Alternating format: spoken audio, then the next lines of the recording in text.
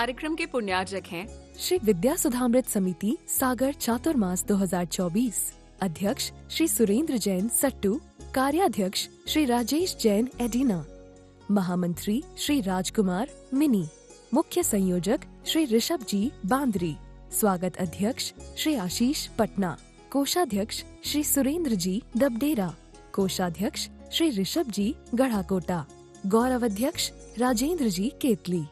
श्री सुशील कुमार जैन, सुमित्रा रानी जैन, मुरली मनोहर जैन, गोपाल कृष्ण जैन, भाविक जैन, विकास जैन, लक्ष्मी जैन, जानवी जैन, विशाल जैन, राजेश कुमार जैन, हनी जैन, अर्ना जैन एवं समस्त परिवार। C26A आनंद विहार, नजफगढ़ रोड, उत्तम नगर, नई दिल्ली।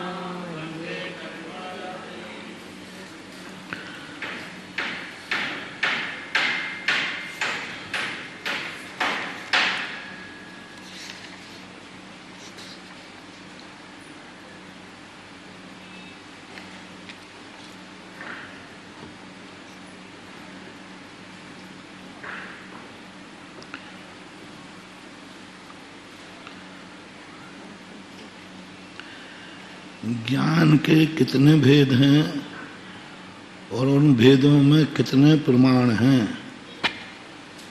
प्रमाण के कितने भेद हैं, भेद में कितने भेद हैं, कितने प्रमाण हैं, कितने प्रमाण नहीं हैं?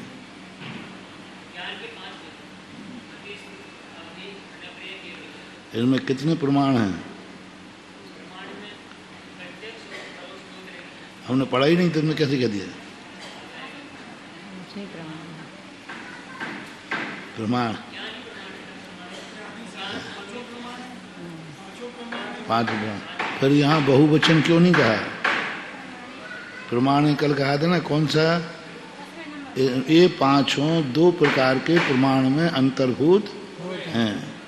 अब आगे कहते हैं बक्ष्यमाण भेद भेदापेक्षा द्विवचन निर्देशः।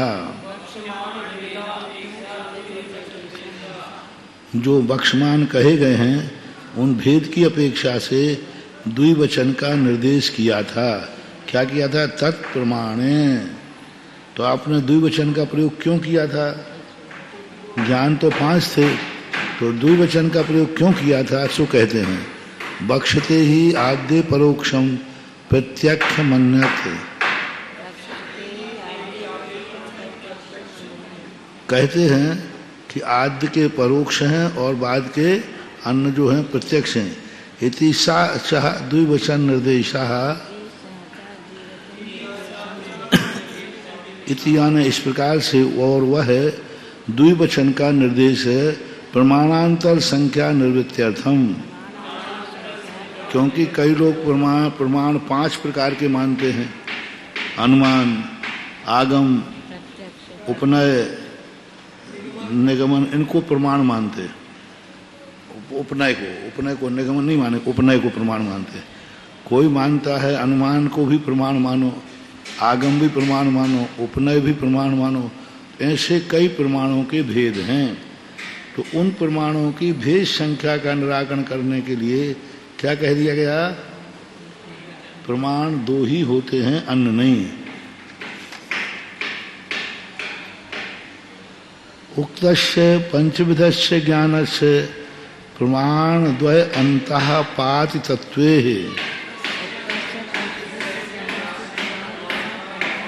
जो 5 प्रकार के ज्ञान हैं, सभी ज्ञान 2 प्रमाणों में पतित यानी अंतर्भूत होने पर प्रतिपादिते प्रत्यक्षानुमानादि प्रमाण द्वय कल्पना निवृत्त्यर्थम माह।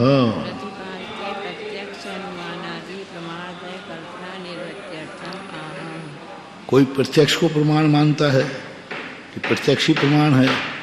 तो कल आया था ना, यदि प्रत्यक्ष को प्रमाण मान लिया जाए तो क्या उत्तरी बाधा हो जाएगी? सूक्ष्म वही बाधा जो जो सन्निकर्ष में दिए थे ना, वही प्रत्यक्ष में।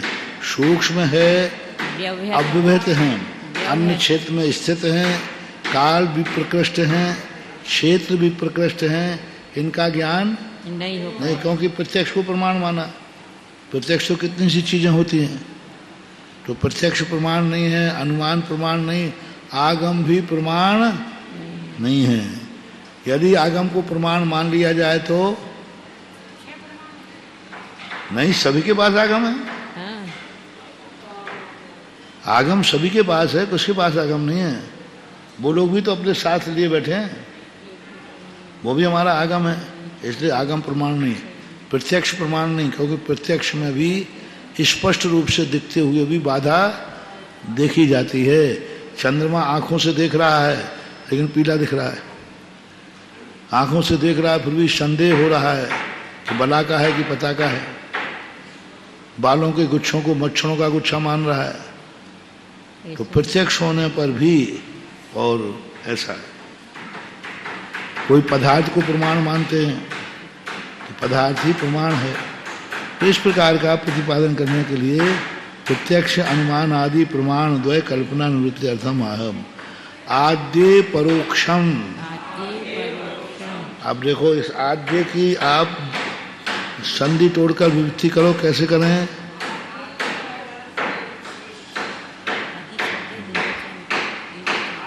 मूल शब्द ढूंढो, क्या है मूल शब्द? क्या है? आदि। आदि का आद्य बनाओ, कैसे बनाओगे?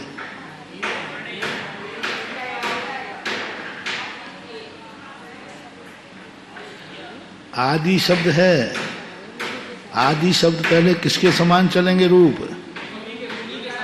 हाँ, तो पहला बनाओ मुने हैं, क्या बनाओगे? एक वचन में बनाओगे, कहाँ बनाओगे? आदि शब्द है कि नहीं? इकारांत पुल्लिंग है आदि शब्द। क्या है? इकारांत पुल्लिंग है। तो इकारांत पुल्लिंग कौन से हैं? हाँ, ये मुनि। और जितने इकारांत है वे सब क्या हैं? अग्नि संज्ञक हैं। पर यहाँ पर बताओ, ये आद्य मुने है, कहाँ बनेगा? मुने है, मुने है, मुने नहीं, मुने बनाना है, बनाना। पंचमी और छठी का बनेगा है?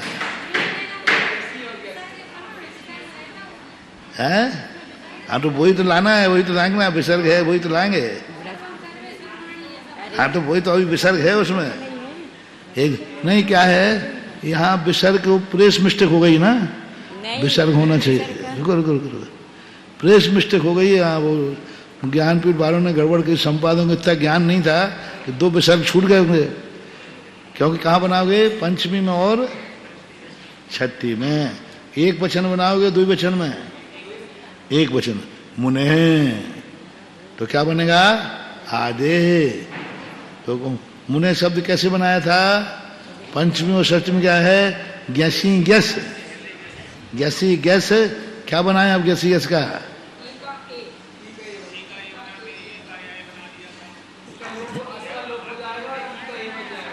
हाँ, ई का ए बनाएंगे, आ का लोप करो पहले, और ई का ए बन जाएगा, और सा का विसर्ग बन जाएगा। फिर लेकिन आ का लोप करना पड़ेगा अस के। खाए में अभी देखो कैसे नहीं होता लोग।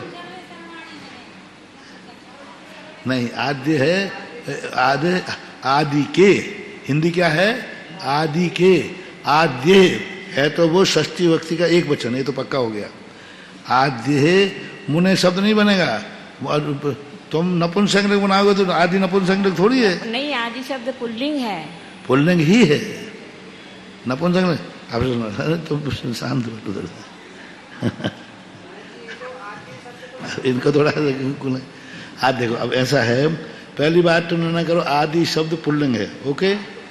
अब और ये मुनि शब्द के अनुसार चलेगा, तो षष्ठी का हिंदी अर्थ क्या निकला? आदि के। तो के शब्द कहाँ निकलता है? षष्ठी में। तो मुने है शब्द है, तो मूल शब्द क्या है? आदि। अब यहां क्या लिखा है? आद्य, या और है। हाँ आप बोलो, आधे तो बन जाता वो। अब वहां क्या है? मुने बनाया कि मुनिये हैं?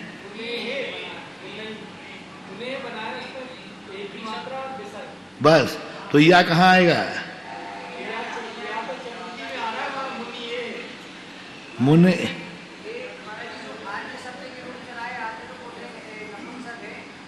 कौन?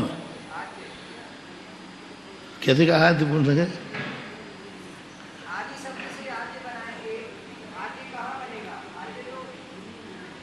बनाओ बनाओ बनाओ।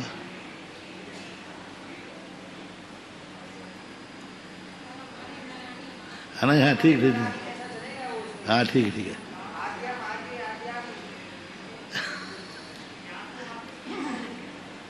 हाँ ठीक है, डरो मत।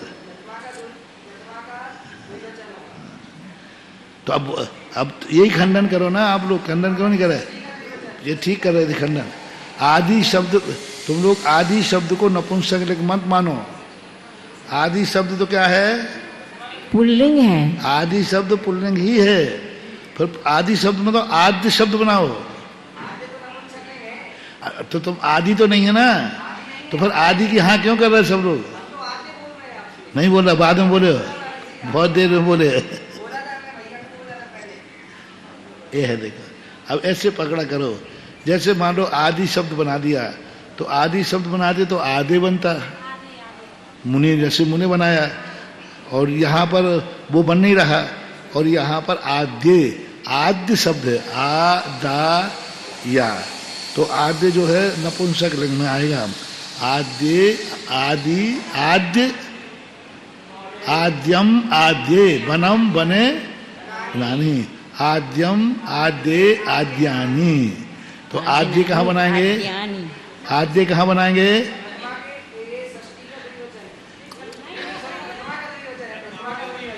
प्रथमा के द्विवचन में आद्य बनेगा। तो अब द्विवचन क्यों रखा है इन्होंने? क्योंकि आदि के दो लेना है, इसलिए। अब फिर के आगे आगे आप परोक्षम, नहीं बनेगी, नहीं, कैसे बनाओगे?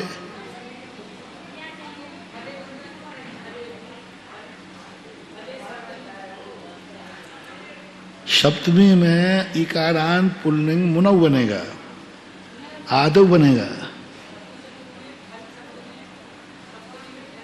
फलम, फले, फलानी।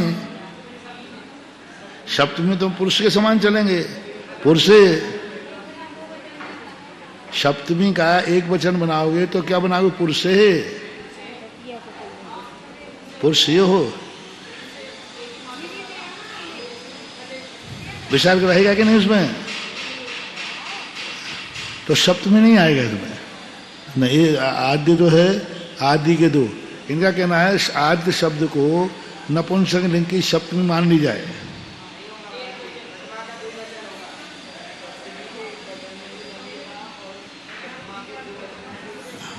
प्रथमा और द्वितीया के दोनों वचन हैं। तो आद्य सब ठीक है आपका कहना कि नपुंसक लिंग में जो है उसके अनुसार चलते हैं, तो आद्य वहां भी बन रहा है। लेकिन महाराज जी, नपुंसक लिंग में तृतीया से तो पुल्लिंग के समान ही रूप चलते हैं ना, इसीलिए वो वैसा बन जाएगा। अभी नहीं करना, अपन पढ़ेंगे। अभी कुछ विशेषताएं उसमें आएंगी, क्योंकि वहां द्विवचन बना रहे हैं। इधर शब्द इकारांत नपुंसक लिंग में अंतर आएगा, ये अकारांत पुल्लिंग में अंतर है। वहां क्या बना? पुरुषऊ, पुल्लिंग में नहीं, द्विवचन में पुरुषऊ बना ना, और यहाँ बना पुरुषे है। तो वहां भी नपुंसक में अंतर आ जाएगा, ऊपर बताएंगे बाद में। तो अभी तो यहाँ ये मान लेना कि आद्य शब्द है, आदि शब्द नहीं है। हाँ, हमने पूछा था ना कि कौन सा शब्द है, तुमने आदि। तो हमने चलो भाई आदि का रूप चला गए, फिर जब पूरा तुम बना लेते ना, फिर हम कहते अब या और लाओ, कहाँ लाओगे? नहीं, या लाओ कहाँ से लाओगे? या तुम ला नहीं पाते, क्योंकि तुम तो रूप चला चुके। आदि के रूप चलने के बाद फिर या शब्द कहीं से आएगा ही नहीं, क्योंकि रूप चल चुका है। अब आद्य शब्द है, आद्य यानी आदि के दो, क्या लेना, परोक्षम। अब यहां एक वचन किया, अब यहां जो विशेषण है वह तो क्या है, द्विवचन हो गया, और आगे क्या हो गया, परोक्षम। तो दोनों ज्ञान एक ही हैं, परोक्ष। जैसे सम्यक दर्शन ज्ञान चारित्राणी मोक्ष मार्ग। अब चारित्राणी में कौन सा दिया, बहुवचन, बहुवचन दिया। तो विशेषण क्या है, बहुवचन, और लेकिन मार्ग क्या है, एक वचन। अनेक विशेषणों से मिलकर के एक की पहचान होती है, इसलिए यहाँ एक वचन कहा। फलम फले बनाने, बनम बने बनाने। अब ये, अब ईकारांत नपुंसक लिंग में कुछ विशेषताएं हैं, तो वो अपन को बाद में आएंगे, क्योंकि नपुंसक लिंग में भी अकारांत है, आकारांत है, ईकारांत है, उकारांत है, ऐसे सब है उसमें। आदि शब्द प्रथम वचन आदौ भवम आद्यम। लेकिन आद्यम बना किससे है, देखो व्युत्पत्ति दे रहे हैं महाराज। आद्य शब्द कोई शब्द नहीं है, बना हुआ है। जैसे भव से भव्य, योग से योग्य। हाँ, जैसे योग बोलते ना, योग है, और क्या बन गया, योग्य। कृदंत शब्द है महाराज श्री जी, हाँ। कृदंत शब्द है, कृदंत शब्द है ये। हाँ, कृदंत। तो आदि, मूल तो आदि है, आदि को बताने वाला आद्य। आदौ भवम आद्यम। अब ये देखो, आदौ शब्द जो है ये किससे बनाया, ये मुनौ जैसा, आदि से बनाया। ये आदौ है, ये है सप्तमी का एक वचन, एक वचन, मुनौ जैसा। सप्तमी का एक वचन है ये आदौ। आदि में आदि भाव को प्रकट करने वाला। कथम द्वयो हो प्रथमत्वम। ये दो कौन हैं जो प्रथम को प्राप्त हैं, मुख्योपचार कल्पनाया, मुख्य उपचार की कल्पना के द्वारा। दो प्रथम कैसे हो सकते हैं, प्रथम तो एक ही आएगा। तो उनका मुख्य उपचार की कल्पना के, मति ज्ञानम तावन मुख्य कल्पनाया प्रथमम। मति ज्ञान तावत मुख्य कल्पना के द्वारा प्रथम, मति ज्ञान तावत मुख्यता की अपेक्षा से कल्पनाया तृतीया भक्ति है, मुख्य कल्पना के द्वारा प्रथमम, प्रथम है। श्रुतमपि तस्य प्रत्याशत्या प्रथमा प्रथमम मिति उपसर्गते है।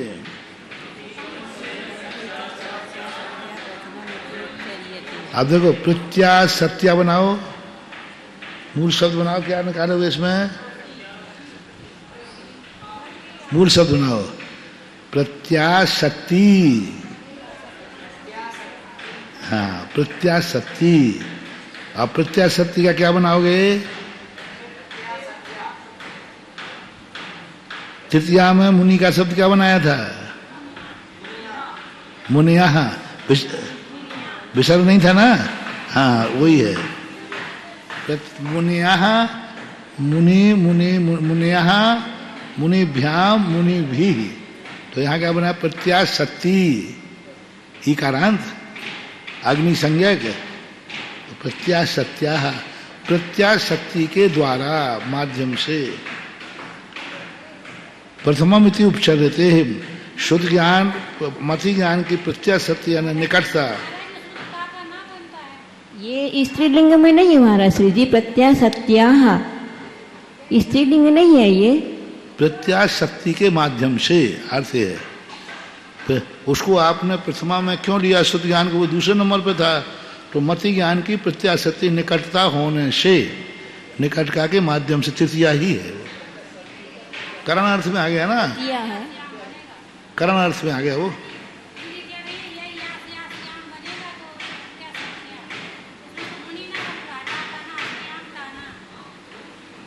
क्या बोल रहे,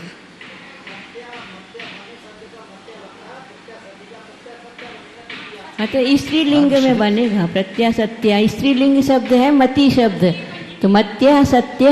हाँ, वो स्त्रीलिंग शब्द है लेकिन चल जाएगा। यही यहाँ से आमद उससे भी बनेगा। तो प्रत्याशक्ति होने से, निकटता होने से। मत्या, हाँ स्त्रीलिंग में तो मत्या बनेगा, तृतीया में बस है तृतीया शायद होता है, प्रत्या सत्या तृतीया ही बनेगा। हाँ तृतीया बनेगा, लेकिन स्त्रीलिंग में बनेगा। हमारा कहना ये है, प्रत्या सत्या जो शब्द है वो स्त्रीलिंग का तृतीया का एक वचन होगा। तृतीया का एक, क्योंकि यहाँ जो माध्यम अर्थ में ले रहे हैं ना, जी तो तृतीया का ही प्रयोग होगा इसमें। प्रथममिति उपचर्यते, द्विवचन निर्देश सामर्थ्यात् गुणस्य अपि ग्रहणम। द्विवचन के निर्देश के सामर्थ्य होने से गौण का भी ग्रहण कर लिया जाता है। आद्यम च आद्य, आद्यम आद्य शक्ति शक्ति तो आद्यम च आद्य, दो आद्य हों, यानी द्विवचन से बता रहा है कि एक आदि नहीं लेना, दो आदि लेना। तो आद्य मति श्रुते इत्यर्थः, मति और जो श्रुत ज्ञान है। अब देखो मति श्रुते शब्द का प्रयोग कर लिया, अब यहाँ भी कौन सा है, द्विवचन है। हाँ प्रथमा का भी नपुंसक लिंग है, मति और श्रुत ज्ञान।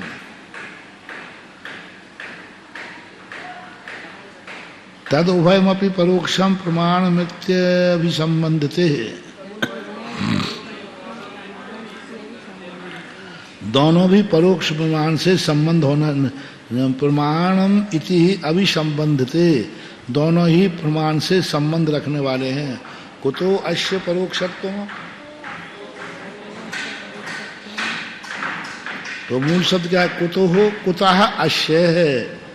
मूल शब्द क्या है, कुतः अश्य है। अपन ने अभी कथी के रूप से लाए थे, कुतः, कुतः अश्य। कुतः विसर्ग यानी अश्य यानी उसके, और विसर्ग का क्या बन गया, ओ। आगे क्या आ गया,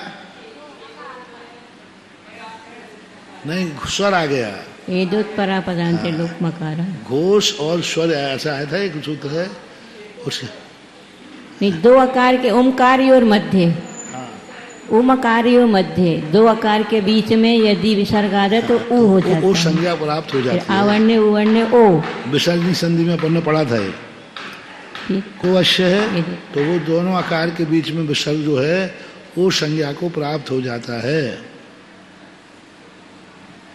पर प्रायत्वात् मति ज्ञानम द्विन्द्रिय नेन्द्रिय निमित्तम, अब पढ़ते पढ़ते तुम्हें पूरी व्याकरण के उपयोग जाना चाहिए।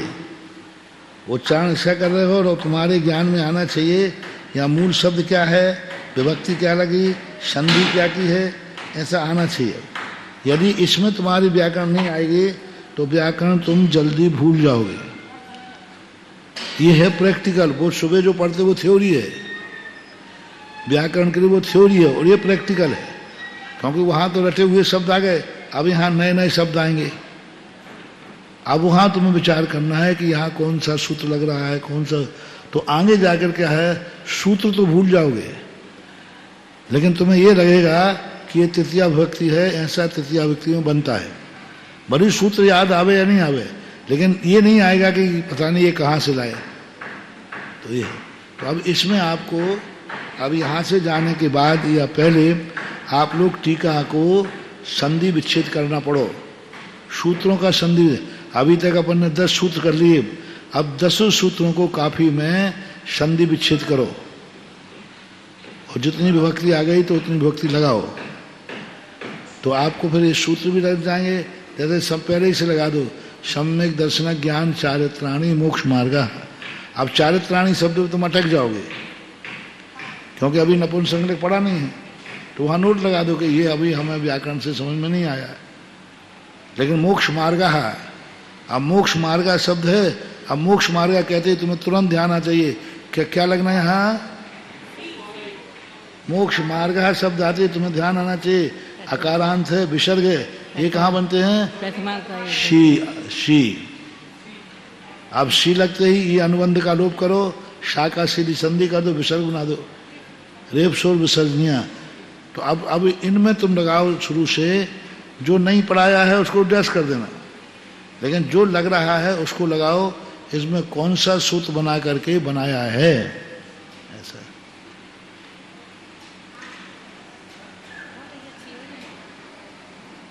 परायतत्वात् मत ज्ञानम इंद्रिय अनिंद्रिय निमित्तम। इनको परोक्ष क्यों कहते हो? क्योंकि परायतत्वात्, इनका तत्व देखो क्या कहना, परायत तत्वात्। देखो शब्द कैसे बनाया, इनको परोक्ष से क्या, यानी इनका स्वरूप पराधीन है। पराय तत्वात्, पराय यानी पर ही जिनका स्वभाव है, पर के आलम्बन के बिना इनका स्वभाव बनता नहीं। परोक्ष ज्ञान वही है जिसका स्वभाव क्या है, स्वभाव बोलो परोक्ष का, पर का जो आलम्बन लेना ही जिसका स्वभाव है, वो स्वभाव मानना है। सामान्य रूप से विभाव है, लेकिन विभाव भी एक स्वभाव कहलाता है। पर का आलम्बन लेना ही जिसका स्वभाव है वो कहलाता है पराय तत्वात्। पर का आलम्बन लेना ही जिसका तत्व है, भाव है, होने से। मत ज्ञान इंद्रिय अनिंद्रिय निमित्तम, मत ज्ञान इंद्रिय अनिंद्रिय के निमित्त होता है। इति बक्षते श्रुतम अनिंद्रियश्येति चाह, आगे शुद्ध कहेंगे श्रुतम अनिंद्रिय होता है। अतः पराणी इंद्रियाणि मनस्साचा प्रकाश उपदेशादि चाह बाह्य निमित्तम प्रतीत्य तदावरण कर्म क्षयो समापेक्ष्य से आत्मनो मति श्रुतम उत्पद्यमानम परोक्षमिति ख्यायते।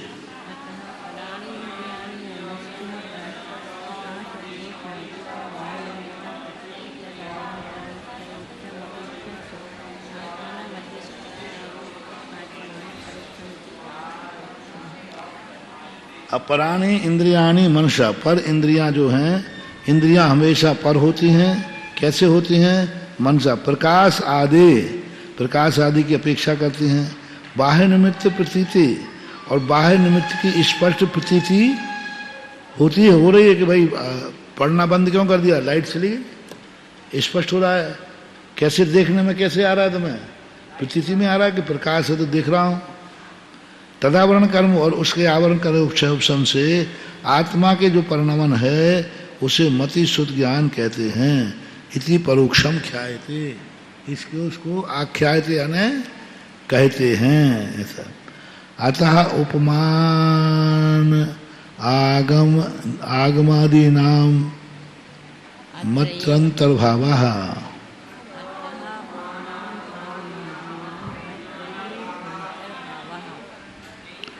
इसी प्रकार से उपमान और आगमादि कहा था ना, उपमान और आगम आदि। क्या आगम को आप जैनी प्रमाण नहीं मानते हो? मानते हैं, शुद्ध ज्ञान में अंतर्भूत है।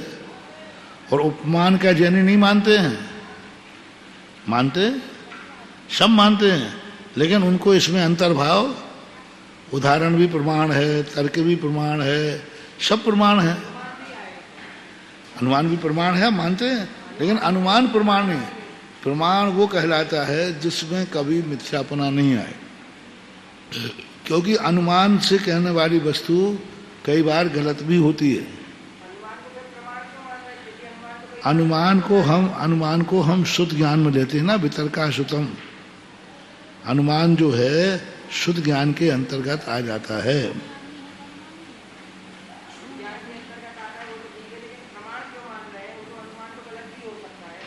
प्रमाण नहीं मान रहे, अंतर्भाव कर रहे हैं अनुमान को। वो कहता है अनुमान भी आप लोग मानते हो कि नहीं? मानता हूं। वो शुद्ध में अंतर्भाव करते हैं, क्योंकि वो अनुमान भी शुद्ध ज्ञान से ही प्रकट होता है। अनुमान गलत, वो अनुमान सही नहीं है। कैसे कहा आगम है? शुद्ध ज्ञान आगम है कि आगम से शुद्ध ज्ञान है? शुद्ध ज्ञान से आगम है। शुद्ध ज्ञान नहीं तो लिखा है आगम। भगवान ने जो कथन किया है वो शुद्ध ज्ञान से तो उपदेश दिया है। द्रव्य शुद्ध सही,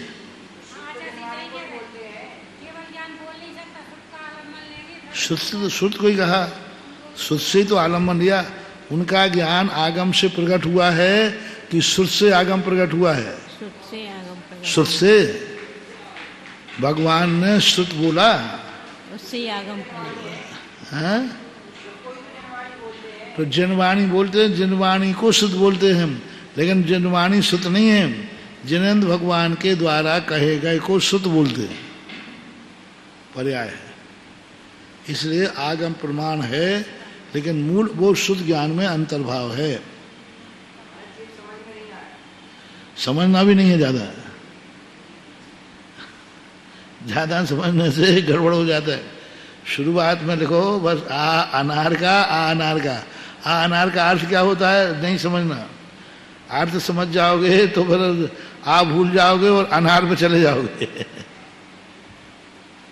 क्योंकि आगम जो होता है शुद्ध ज्ञान से प्रकट होता है। ये द्रव्य शुद्ध, ये तो पौद्गलिक रचना है।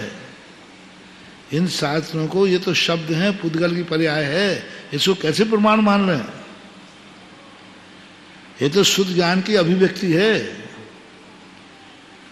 क्रोध आया तो आंखें लाल हो गई, तो आंखें लाल होना क्रोध का प्रतीक है। आंखें लाल हुई से क्रोध आया कि क्रोध आया तो आंखें लाल हुई? बस मूल स्वरूप क्या है? क्रोध भाव। आगम से ज्ञान नहीं होता, ज्ञान से आगम की रचना होती है। आगम कब कहा? तीर्थंकर की ध्वनि गण धर ने सुनी अंग रचे। अब जो अंग रचेगा वो आगम है, लेकिन पहले क्या ध्वनि है? ध्वनि को आगम नहीं कहा, ध्वनि को आगम नहीं कहा, ध्वनि सुनकर के फिर रचे जाते। इसलिए आगम को प्रमाण नहीं कह सकते, ज्ञान का फल है आगम। तो फिर आगम को आप प्रमाण नहीं मानते हो? मानते हैं, ज्ञान से रचा गया इसलिए प्रमाण मानते हैं। आगम को प्रमाण मानने में बोलो क्या बात आ जाएगी विनोद भैया? चलो वो एक और दूसरा, ज्ञान से आगम की उत्पत्ति मानना किस बात का खंडन है?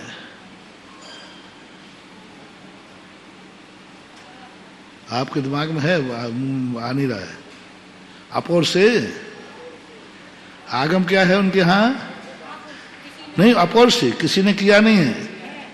तो इस बात का खंडन होता है कि ज्ञान से आगम की उत्पत्ति हुई है। आगम को हम प्रमाण नहीं मानेंगे, ज्ञान को प्रमाण मानेंगे। आगम को प्रमाण मानने पर ज्ञान का अभाव हो जाएगा। जैसे वो कहते हैं आगम किसने रचे? अपोर से। अपोर से किसी ने रचे ही नहीं होते हैं। तो जो किसी के द्वारा रचे नहीं गए हैं वो प्रमाण कैसे होते? तो पुद्गल है। ज्ञान के द्वारा जो रचे जाते हैं, और ज्ञान कौन का? आप का। आप तो पग मनुलंघ।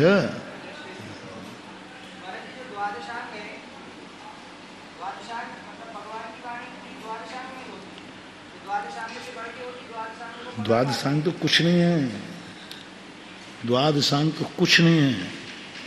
भगवान जितना जानते हैं उसका अनंतमा भाग शुद्ध कर्म बन पा, शुद्ध द्रव्य वर्णा बन पाते हैं, अनंतमा भाग बोल पाते हैं। और जितना वो बोल पाते हैं उसका अनंतमा भाग गणधर्व, और जितना गणधर्व परमृत सुनते हैं उसका संख्यात्मा भाग लिख पाते हैं। बीच में गायब कितना हो गया? कितना गायब होगा? 2 बार अनंत, 1 बार असंख्यात। बोल ही नहीं सकते क्योंकि तुम्हारे पास आलम्बन की शक्ति नहीं है, शब्द वर्णना ही नहीं है कि जो उनके पूरे ज्ञान को बोल सके।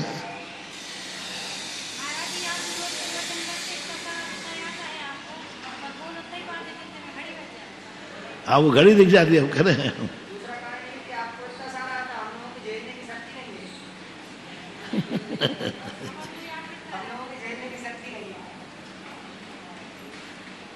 क्या है? ज्ञान की कोई सीमा नहीं है। इतना अभी ज्ञान बाकी है। सारे संसार के शब्द को इकट्ठे कर लिए जाएं तो भी अभी नया शब्द कुछ बन सकता है ही नहीं, बहुत भंग बन जाएंगे। आधार यही रहता है, आधार को नहीं पलटना।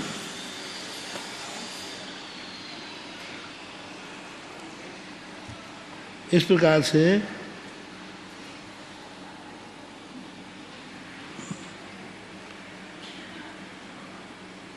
उपमान आगम आदि इसमें अंतर्भाव हो जाता है। अभिहित लक्षणात् परोक्षादि तरस्य सर्वस्य प्रत्यक्ष प्रतिपादनार्थम आह।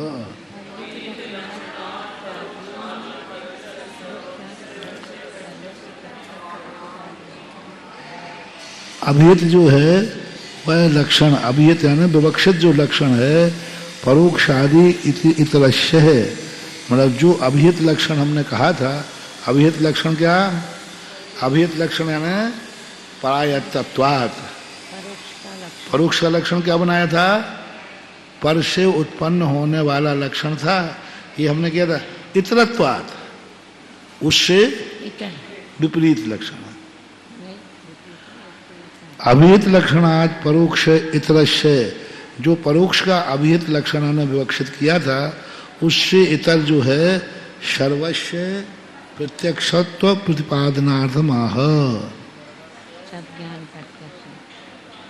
इतरस्य शेष ज्ञान, दो ज्ञान किसके थे? परोक्ष। शेष सब ये भी है, और लक्षण भी विपरीत आ जाएगा। प्रत्यक्ष मन्यत, अब प्रत्यक्षम ये शब्द भी नपुंसक बनेगा। प्रत्यक्ष और अन्यत, अन्य जितने हैं वे सब क्या हो गए? अक्षुणोति व्यापनोति जानयति इति अक्ष आत्मा।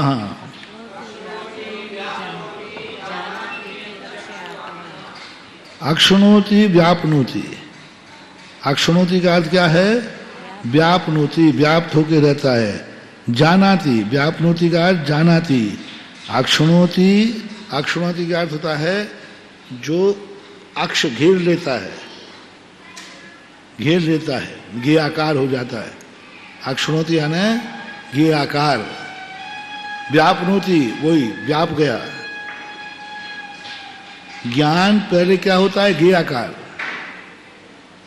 जैसे मान लो चश्मा है तो सबसे पहले ज्ञान आकार को बनाएगा कि नहीं? बिना आकार के पहचान ही नहीं सकता। गे आकार, ज्ञान पहले किसी वस्तु को देखकर उसके आकार को, व्यंजन पर्याय को देखेगा। व्यंजन पर्याय से ही प्रथम था हम वस्तु को पहचान पाएंगे। तो ज्ञान जब ज्ञाकार होता है, उसके बाद ज्ञाकार के बाद क्या करता है? वो व्यापनोति, फिर जानता है। अक्षुणोति, ज्ञेय को सब तरफ से अक्ष कर लेता है, और व्यापनोति पकड़ लेता है। और अक्ष किसे बोलते हैं? आत्मा को। अक्ष यानी इंद्रियां भी हैं और अक्ष यानी आत्मा भी है। तमेव प्रत्यक्ष प्राप्त क्षयोक्षम प्रक्षीणावरण व प्रतिनियतम प्रत्यक्षम।